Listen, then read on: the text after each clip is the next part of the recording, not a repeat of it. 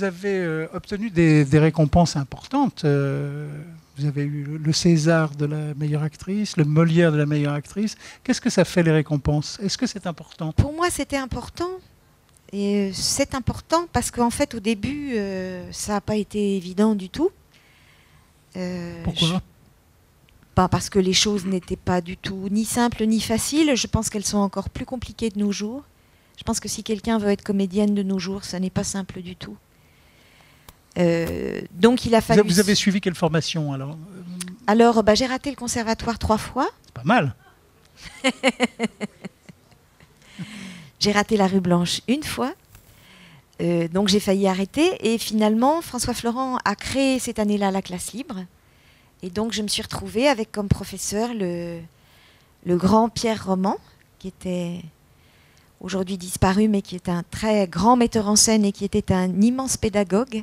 Et puis après, je me suis lancée. J'ai eu la chance d'être choisie par Patrice Chéreau pour jouer dans le spectacle de Per Gunt.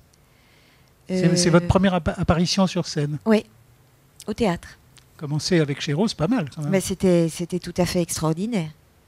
Mais pour un petit rôle? Tout petit. C'était 8 heures de spectacle et je pense que j'avais 3 phrases à dire. Mais j'avais beaucoup de présence.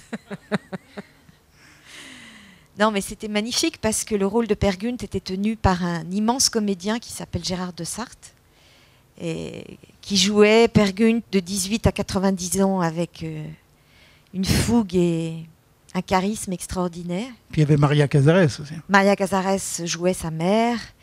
Oh, il y avait Didier Sandre, Henri Rivière-le-Jeu, Nada Strancard, Benoît Régent, Roland Amstutz, beaucoup de gens qui sont partis depuis, mais c'était vraiment 20 comédiens, 22 je dirais, exceptionnels. Et pour moi finalement, c'était l'apprentissage rêvé, parce que je crois que c'est un métier qui se transmet beaucoup par le regard, à mon avis. Et donc devoir répéter ces gens après-midi et soir sans compter, en se donnant un maximum avec... oui, enfin, quand vous regardez Maria Cazares, par exemple, répéter une après-midi la mort de Ose, son personnage, on est tous là à 14h, et puis elle est dans une petite boîte en bois, et à 14h15, elle est déjà en sueur et en larmes, et nous, on est déjà complètement effondrés de chagrin à la regarder travailler. C'est une école magnifique, en fait. C'est vraiment la plus belle des écoles. Enfin, en tout cas, ça remplace le conservatoire. Oh, haut la main. Haut la main. Quand même beaucoup de comédiens, et quelquefois de très bons comédiens, qui sont obligés de jouer des spectacles peu intéressants. On a l'impression que ça n'a jamais été votre cas, que vous n'avez joué que pratiquement dans ce qui allait devenir des chefs-d'œuvre du théâtre. C'est vrai qu'au théâtre, j'ai eu particulièrement de la chance, oui. Mais vous mettez ça sur le compte de la chance uniquement? Non, je pense qu'il y a aussi des choix, c'est-à-dire que il y a aussi... Bon, parfois, c'est très important de savoir dire non aussi. De dire, bah non, là, j'ai l'impression que je referai une chose que j'ai déjà faite, ou non, là, j'ai l'impression que tout le monde fait cette aventure un peu comme ça, sans envie particulière. Donc, c'est vrai que je trouve que ce qui est passionnant, le plus beau des moteurs, c'est le désir. Si les gens sont dans le désir et dans une urgence de raconter une histoire ou de transmettre l'histoire d'un personnage, alors forcément, ça sera passionnant, même si le résultat est nul, si le film est raté, ce qui est arrivé, si le spectacle n'est pas abouti, ce qui est arrivé. Malgré tout, ensemble, on fait un vrai bout de chemin, quoi. C'est ça qui compte, finalement. Alors, le cinéma? Alors, le cinéma est arrivé tout à fait par hasard. Alors, j'ai fait une petite figuration... j'ai fait quelques petites figurations grâce à la NPE. J'en ai fait une avec Godard qui ne s'est pas bien passée, donc je ne la raconte plus. Et puis, quand Michel Piccoli a joué Terre étrangère à Nanterre avec Bulogier, eh bien, tout d'un coup, tout le monde du cinéma, je dirais, de Paris, a pris le RER et est venu voir Michel Piccoli et Bull. Et alors là, je me suis retrouvée pour la première fois de ma vie avec des rendez-vous avec des cinéastes. Et puis, je les rencontrais et puis ça ne convenait jamais. Donc, ça ne marchait pas. Ce n'était pas très grave pour moi. Et puis un jour, j'ai rencontré Régis Varnier. En fait, Régis cherchait quelqu'un qui aurait environ 40-45 ans et qui serait susceptible de jouer le rôle d'une femme alcoolique. Et quand je suis arrivée, il m'a dit, mais ça va pas du tout, il y a Oui, erreur. vous n'aviez pas l'âge, vous n'étiez pas alcoolique non plus. Voilà, non, j'étais pas du tout le personnage, j'étais pas alcoolique non plus. Et puis, je sais pas, ce jour-là, il a pris le temps de s'arrêter, il m'a raconté toute l'histoire et la légende dit après qu'au fur et à mesure qu'il me racontait l'histoire, je suis devenue le personnage. Ça, je sais pas, je m'en suis pas rendu compte. Toujours est-il qu'après, il était grand ami de Michel Piccoli. Est-ce que Michel Piccoli a dit quelque chose? On ne saura jamais. Toujours est-il que je me suis retrouvée avec ce rôle de femme alcoolique.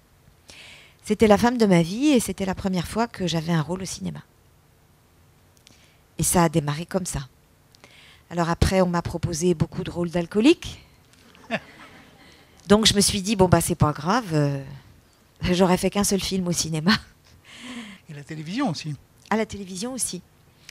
Alors à la télévision, il y a eu La Merveille qui s'appelle L'Allée du Roi, avec la grande Nina Companaise qui m'a offert ce rôle absolument splendide de Madame de Maintenon de 15 à 82. Alors là, je crois que ça n'arrive qu'une fois dans une vie, hein. C'est extraordinaire. Là, je pense que ça vous a donné une notoriété Ah oui. Incomparable. Enfin, oui. Et puis immédiate, parce que tout d'un coup, L'Allée du Roi a été vue par tout le monde, je dirais de 7 à 97, toute classe sociale confondue. Et ce que je n'avais pas du tout réalisé, c'est qu'avec la télévision, vous devenez immédiatement incroyablement populaire. C'est-à-dire que oui, bah, vous êtes chez les gens, quoi. Et puis vous êtes dans l'histoire du fait que vous participez à la grande histoire, vous racontez une histoire de l'histoire. Et là, je me suis rendu compte aussi à quel point le public en France aimait les films historiques. Je pense qu'il y a un goût chez nous particulier pour l'histoire majuscule et puis pour l'intrigue historique. Je crois que les Français aiment bien qu'on leur raconte leur histoire. Quel est le réalisateur de cinéma avec lequel vous avez préféré travailler? Il y en a un qui était aussi quelqu'un d'admirable qui n'est plus là maintenant, c'est Louis Malle, avec lequel j'ai tourné Milou en mai. Et Louis Malle, tout comme Claude Sautet, avait un très très grand amour des comédiens. Et Louis Malle, encore plus particulièrement des comédiennes. Et c'est vrai que toutes les femmes dans Milou en mai sont filmées divinement bien. Il y a Miu Miu, il y a Paulette Dubost, il y a une jeune fille qui était danseuse et qui n'est plus comédienne maintenant. Et il y avait à la photographie Renato Berta, qui est quelqu'un de formidable.